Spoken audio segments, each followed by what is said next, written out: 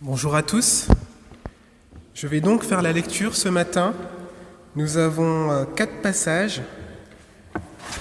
Et avant de lire, je vous invite à la prière. Seigneur, nous nous réjouissons d'être assemblés ce matin en ton nom pour te louer, pour t'adorer, mais aussi pour écouter, Seigneur, ta parole. Merci parce que tu t'es révélé à nous et tu veux, Seigneur, parler à notre cœur. Nous prions que ton Esprit Saint puisse ouvrir les yeux de notre cœur afin que nous puissions recevoir ce que tu as à nous dire ce matin. Dans le nom de Jésus-Christ. Amen.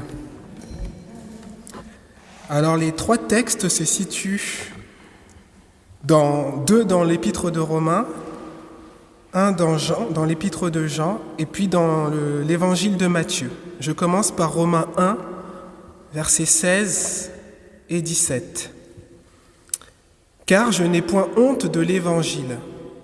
C'est une puissance de Dieu pour le salut de quiconque croit, du juif premièrement, puis du grec, parce qu'en lui est révélée la justice de Dieu par la foi et pour la foi, selon qu'il est écrit, le juste vivra par la foi. »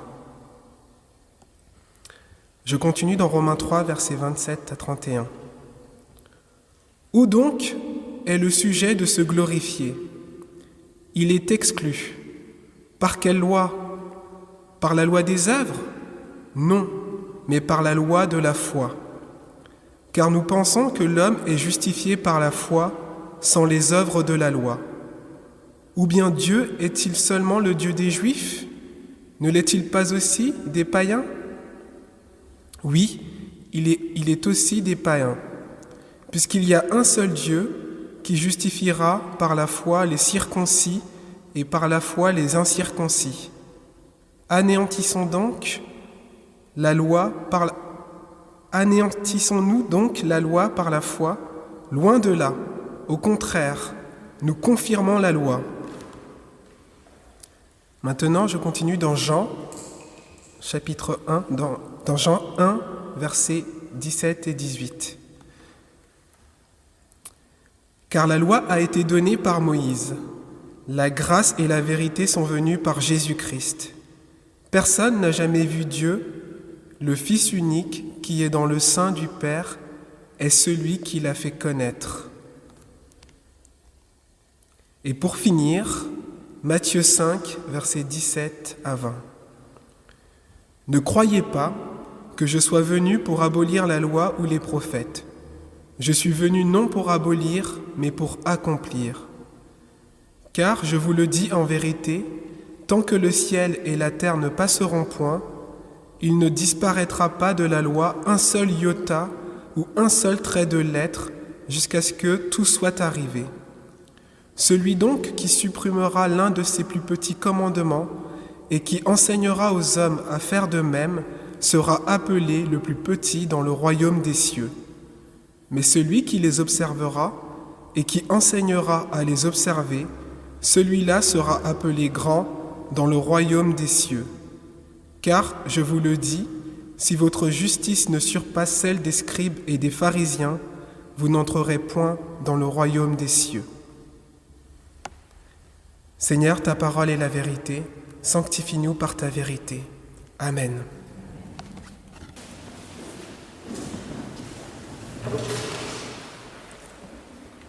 Comme vous avez pu le constater, aujourd'hui nous avons lu quelques passages dans le livre de Romains ainsi que dans les évangiles. En fait, c'était des versets, des passages qui ont influencé Martin Luther. C'est pour ça que ces passages ont été choisis aujourd'hui. Aujourd'hui, nous sommes réunis pour commémorer la Réformation. Elle a pris naissance en Allemagne, à Wittenberg, le dimanche 31 octobre 1517. 95 thèses ont été affichées sur la porte de l'église par Martin Luther, moine augustin et professeur d'université. Ces thèses portent sur la puissance des indulgences. Tout protestant connaît plus ou moins l'histoire de Martin Luther. Mais il semble préférable de rappeler quel a été le parcours de celui qui a conduit à la réforme. Luther était torturé par le salut de son âme. Serait-il sauvé? Que s'est-il passé dans le cœur de Luther? C'est en relisant l'Épître aux Romains, écrite par l'apôtre Paul, que Martin Luther prend conscience que le salut s'obtient par la foi et non par les œuvres. L'Épître aux Romains le libère de son tourment. Luther n'a jamais pensé agir contre l'Église. Il désirait simplement qu'elle revienne à la parole de Dieu. Il est saisi par les offenses répétées envers Dieu et son Église. La réforme qui va suivre n'est due qu'à l'opposition de la doctrine catholique romaine de la justification par les œuvres. Donc d'un côté, nous avons la justification par les œuvres et de l'autre côté, la justification par la foi. Cette justification par les œuvres était bien connue dans l'Église. Il fallait s'acquitter d'indulgences que seule l'Église pouvait accorder aux pécheurs. Les abus de cette pratique ont été dénoncés par John Wycliffe, un Anglais, né en 1320 et mort en 1384. Il a été fait le reproche à Wycliffe de semer le désordre social. En 1382, sa doctrine est condamnée par 3 synodes tenus à Londres par les dominicains. Wycliffe n'est pas excommunié.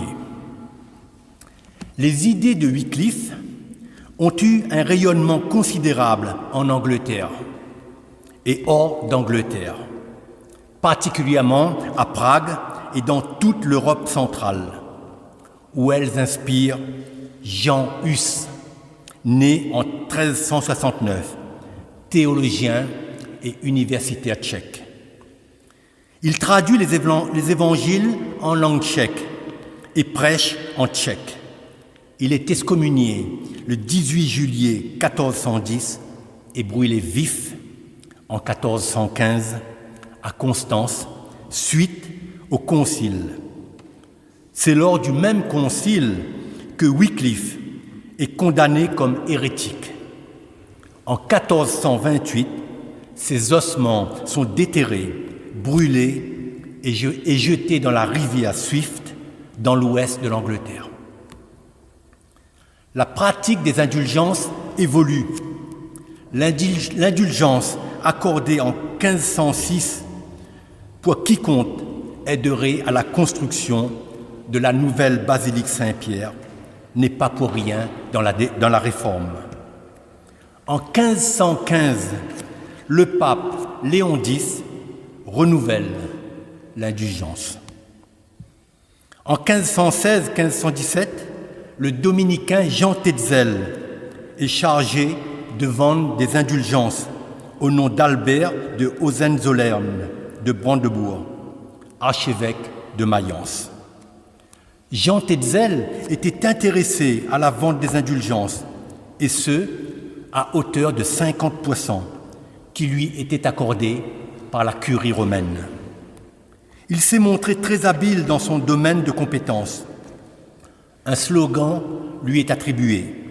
Aussitôt que l'argent teinte dans la caisse, l'âme s'envole au purgatoire. Le rachat pour entrer dans le royaume de Dieu. Voilà ce que cela voulait dire. Mais la pratique des indulgences est de plus en plus perçue comme une forme de corruption au cours du XVIe siècle. Luther s'attaque au principe même de cette pratique. Les 95 thèses affichées sur la porte de l'église de Wittenberg indiquent que seul Dieu peut justifier le pécheur. Luther dénonce les indulgences pour les âmes du purgatoire, mais aussi celles en faveur des vivants. Il accuse l'Église de profiter de la peur de l'enfer. Nous sommes au Moyen-Âge, il ne faut pas oublier. Luther souligne de même que seule la repentance accorde le pardon des péchés par Dieu et que l'indulgence ne fait qu'éloigner le pécheur de son véritable devoir. Fin juin 1520, le pape Léon X publie une bulle pontificale. Le 10 décembre 1520, Luther brûle la bulle et le droit canonique. Il est excommunié le 3 janvier 1521. Charles de Habsbourg, dit Charles Quint, empereur du Saint-Empire romain germanique depuis 1493, convoque Luther en avril 1521 devant la diète de Worms. Face à l'empereur, Luther refuse à nouveau de se plier aux exigences de l'Église. Il proclame notamment, je lis les paroles de Martin Luther, « À moins qu'on ne me convainque de mon erreur par des attestations de l'Écriture ou par des raisons évidentes, car je ne crois ni au pape ni au concile. Seul, puisqu'il est évident qu'ils se sont souvent trompés et contredits. Je suis lié par les textes de l'Écriture que j'ai cités, et ma conscience est captive de la parole de Dieu. Je ne peux ni ne veux me rétracter en rien, car il n'est ni sûr ni honnête d'agir contre sa propre conscience. Me voici donc en ce jour, je ne puis faire autrement. Que Dieu me soit en aide. » Fin de citation. Sa mise au banc de l'Empire est alors prononcée. N'importe qui peut désormais le mettre à mort impunément. Il dispose cependant de divers appuis politiques, tels du Landgrave de Hesse et surtout celui du prince électeur de Saxe, Frédéric III le Sage. Frédéric III fait enlever Luther par des hommes de confiance alors qu'il traverse la forêt de Turin le 15 mai 1521, car il craint pour sa vie. Luther était déjà condamné à mort. Luther s'est mis à l'abri au château de la Wartburg, près d'Esnach. C'est là qu'il commence la traduction de la Bible, en commençant par le Nouveau Testament. Luther n'a pas à l'esprit de fonder une nouvelle religion, mais simplement de revenir à la source des Écritures, revenir tout simplement à la parole de Dieu. Luther a compris, après bien des angoisses quant à son salut, que celui-ci s'obtenait par la foi et non par les œuvres ou bien par les indulgences qu'il fallait payer. Pourquoi a-t-il fallu que Luther atteigne l'âge de 34 ans avant de comprendre les Écritures qu'il semblait connaître? Quel est le passage de l'Épître aux Romains qui a interpellé Luther? C'est Romains 1,17 que nous avons lu. Je relis. « Parce qu'en lui est révélée la justice de Dieu par la foi et pour la foi, selon qu'il est écrit, le juste vivra par la foi. » Ce verset lui a fait prendre conscience que l'Église catholique romaine prône une doctrine erronée de la justification, d'où le fameux sola fide, c'est-à-dire seule la foi, la justification par la foi. Ce verset révèle en effet en quoi consiste la justice que Dieu accorde. Elle est reçue par la foi et rien que par la foi. Comme il est dit, le juste vivra par la foi. Cette simple vérité biblique montre que la justice de Dieu peut devenir celle du croyant, et ce, par le biais de la foi. Toutefois, il est nécessaire de préciser que c'est l'Épître aux Romains dans tout son ensemble qui a influencé la pensée du réformateur allemand. Il est utile de prendre quelques versets clés de cette épître afin de mieux comprendre de quoi il s'agit. Le verset Romains 3, verset 28. Car nous pensons que l'homme est justifié par la foi sans les œuvres de la loi. Fin de citation. Si donc le chrétien est justifié par la foi devant Dieu, il ne peut en aucune manière s'agir des œuvres, et encore moins de l'or et l'argent qui sauvent le chrétien. Un autre verset retient aussi toute l'attention. Je lis, « Car comme par la désobéissance d'un seul homme, beaucoup ont été rendus pécheurs, de même, par l'obéissance d'un seul, beaucoup seront rendus justes. Or, la loi est intervenue pour que l'offense abondât, mais là où le péché a abondé, la grâce a surabondé, afin que comme le péché a régné par la mort, ainsi la grâce régna par la justice pour la vie éternelle, par Jésus-Christ, notre Seigneur. » Romains 5, 19 à 21. Ces versets montrent que Dieu reçoit comme justes ceux qui professent leur foi en Jésus seul, grâce à l'œuvre que Christ a accomplie à la croix. Et voici un autre verset. Or, à celui qui fait une œuvre, le salaire est imputé, non comme une grâce, mais comme une chose due. Et à celui qui ne fait point d'œuvre, mais qui croit en celui qui justifie l'impie, sa foi lui est imputée à justice. Romains 4, 4 à 5. C'est donc Christ qui justifie le croyant devant Dieu et non les œuvres. Et enfin, les derniers versets qui peuvent aussi être pris en compte pour la compréhension de la justification par la foi et qui parlent d'Abraham, le père de tous les croyants. C'est pourquoi cela lui fut imputé à justice. Mais ce n'est pas à cause de lui seul qu'il est écrit que cela lui fut imputé. C'est encore à cause de nous, à qui cela sera imputé. À nous qui croyons en celui qui a ressuscité des morts, Jésus, notre Seigneur, lequel a été livré pour nos offenses et est ressuscité pour notre justification. Romains 4, 22-25.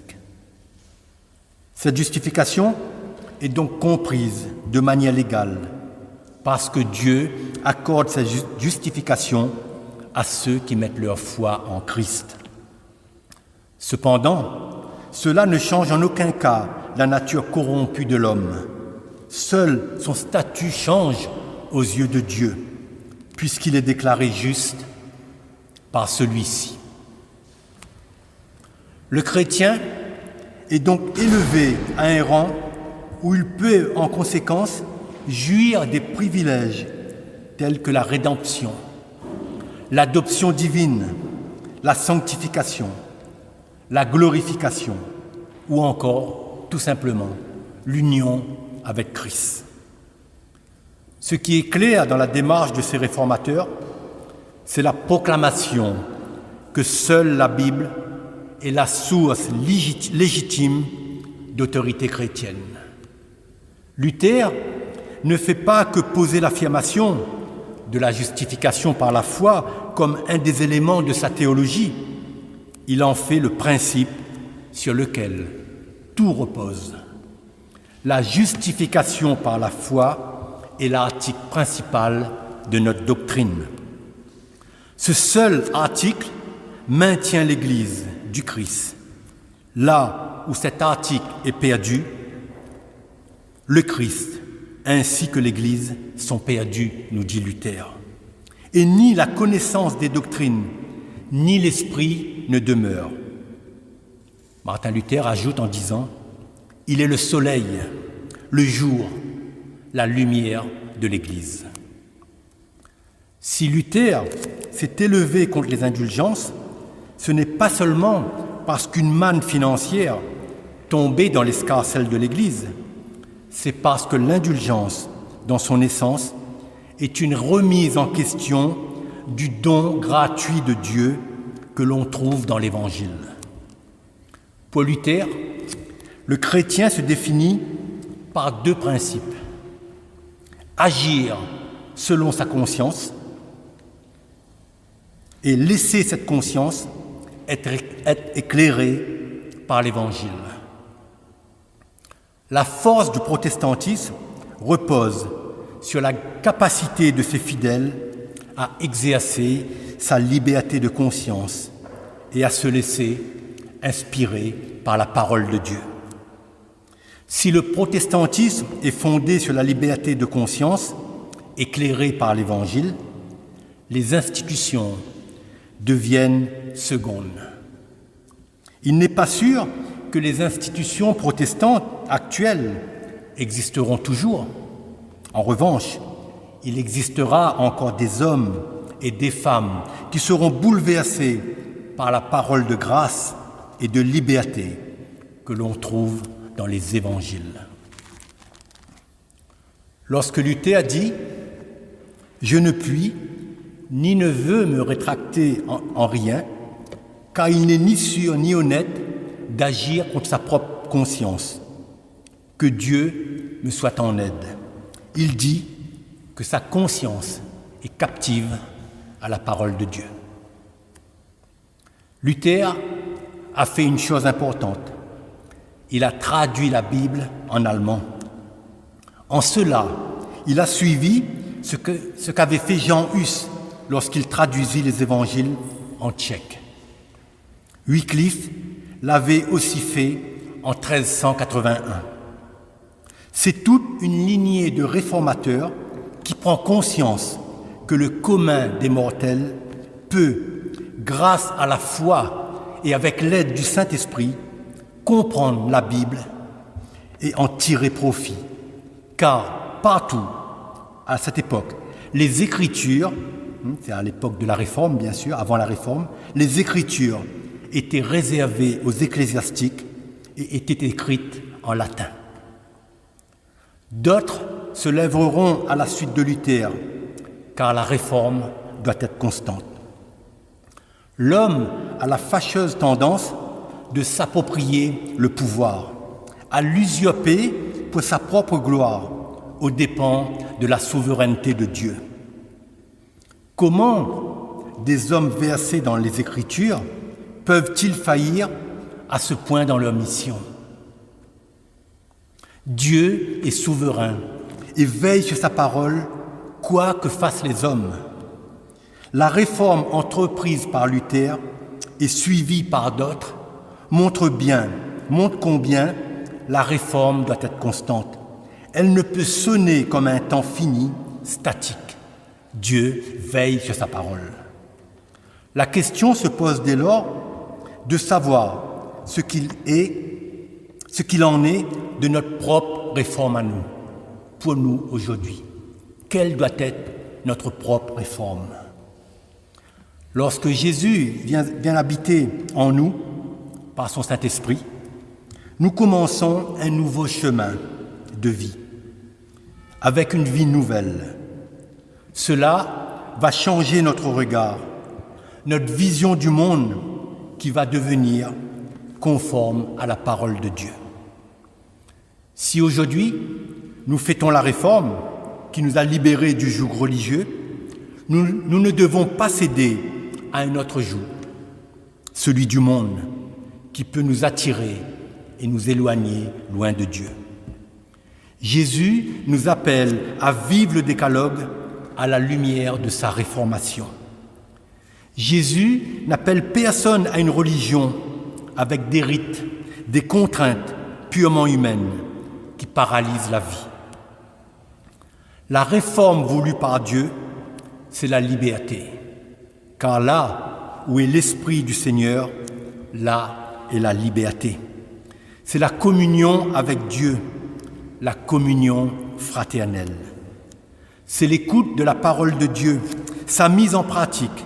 C'est le Saint-Esprit donné par Jésus qui nous aide à avancer, à tenir ferme.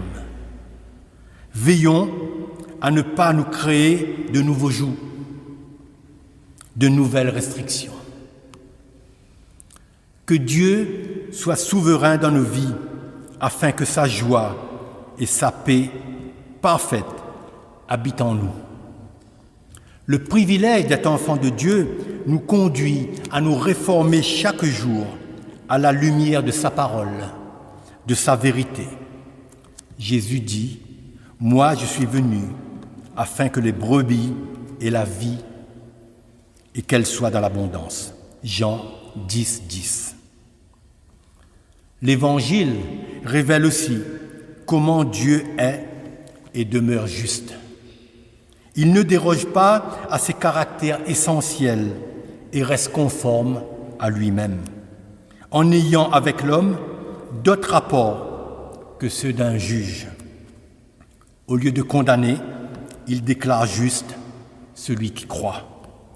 Il lui donne sa justice, la justice de Dieu, car il est le Dieu sauveur. Il est notre Dieu sauveur. L'homme ne peut absolument pas se tenir devant Dieu avec sa propre justice. Quels que soient ses efforts, il faut qu'il soit revêtu de la justice de Dieu en croyant à l'Évangile. Et cela était le combat de Martin Luther et d'autres réformateurs aussi d'ailleurs. Il ne peut l'être que sur le principe de la foi ou à partir de sa foi. Si l'Évangile s'adresse à tous sans distinction, la justice de Dieu est pour la foi. Donc, pour tous ceux qui croient en Christ, le Sauveur, mais seulement pour ceux-là. La justice de Dieu revêt celui qui croit. Il est appelé juste et il vivra de foi. Il reçoit la vie éternelle. En conclusion, qu'est-ce qui est si important concernant la justification par la foi? Il s'agit de la doctrine sur laquelle l'Église se construit. Sans elle, il n'y a ni salut, ni sanctification, ni glorification. Donc, pas de relation personnelle avec Dieu. C'est la raison pour laquelle Luther, à l'instar de John Wycliffe et Jean Hus, a lutté et donné sa vie pour que chaque croyant puisse recevoir le salut éternel en Christ. En 1520, grâce à l'imprimerie, nous connaissons l'histoire avec Gutenberg, les idées de la Réforme se propagent en France, dans notre pays de France. Pour nous, réformés calvinistes, Jean Calvin est celui qui a permis qu'une nouvelle Église se structure en rupture avec l'Église catholique dès 1540. Et ce, depuis Genève, où il a dû se réfugier.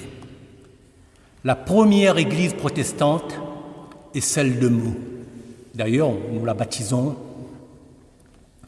la doyenne de l'Église protestante. Il a été commémoré dernièrement le martyre des 14 protestants brûlés vifs sur la place du marché, car la Réforme était née dans leur cœur, et l'Évangile était leur seule source de vie. N'oublions pas, nous sommes ceux qui reprennent le flambeau des réformateurs.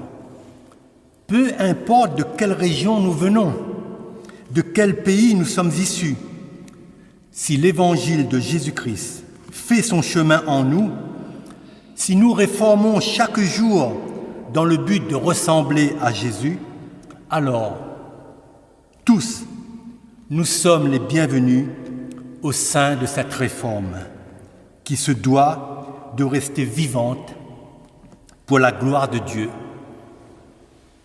à qui seule est toute la gloire. Amen.